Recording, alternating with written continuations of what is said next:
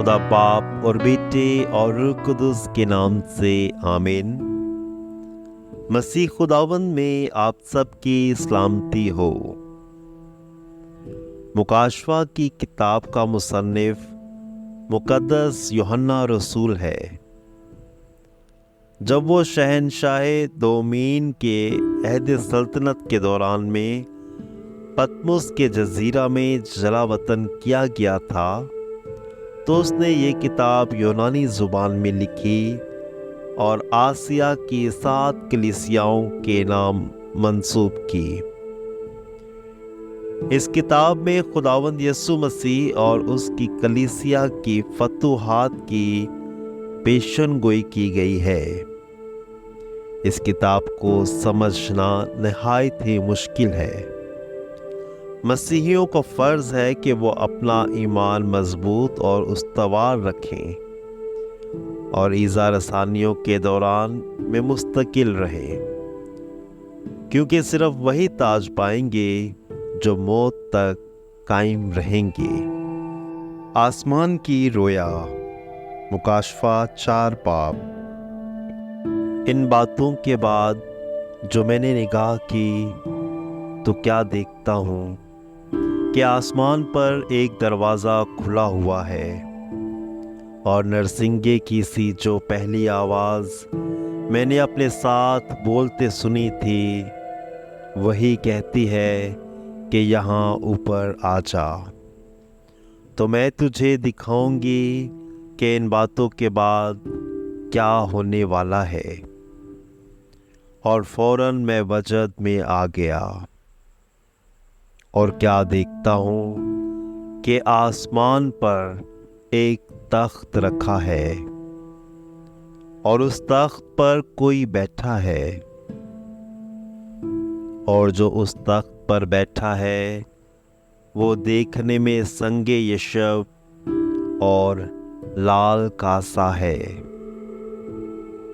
और एक धनक जो देखने में जमर्द की सी है उस तख्त के गिर्द है, और उस तख्त के आसपास 24 तख्त हैं, और उन तख्तों पर सफ़ेद पोशाक पहने हुए 24 बुजुर्ग बैठे हैं, और उनके सिरों पर सोने के ताज हैं, और बिजलियां और आवाज़ें और गरजें उस तख्त से निकलती हैं, और 7 चराग उस तख्त के आगे जल रहे हैं। ये खुदा की 7 रूहें हैं, और उस तख्त के सामने बलोर की मानेत शीशे का एक समंदर है, और तख्त के बीचों बीच और तख्त के गिरदा गिर्द 4 जानदार हैं, जो आगे पीछे आंखों से भरे हैं। पहला जानदार बपर की मानित है, और दूसरा बछड़े की मानित, और तीसरे का चेहरा आदमी का सा है, और चौथा उड़ते हुए उकाब की तरह। और उन 4 जानदारों के 6 पर हैं, और वो चारों तरफ और अंदर आँखों से भरे हैं,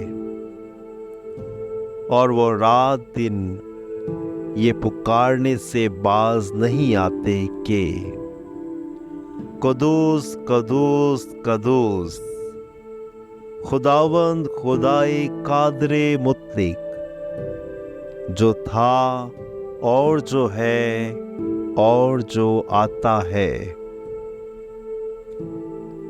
और जब भी वो जानदार उसकी बुजुर्गी और इज्जत और शुक्रगुजारी करेंगे जो तख्त पर बैठा है और अब्दुल्लाबाद जिंदा है, तो वो 24 बुजुर्ग उसके सामने गिर पड़ेंगे जो तख्त पर बैठा है, और उसको सजदा करेंगे जो अब्दुल्लाबाद जिंदा है, और अपने ताज ये कहते हुए उस तख्त के सामने डाल देंगे कि ऐ खुदावंद हमारे खुदा, तू ही इस लायक है कि तमजीद और इज्जत और कुदरत पाए, क्योंकि तू ही ने सब चीजों को खल्क किया, वो तेरी मर्जी से थी और खल्क हुई। आमीन।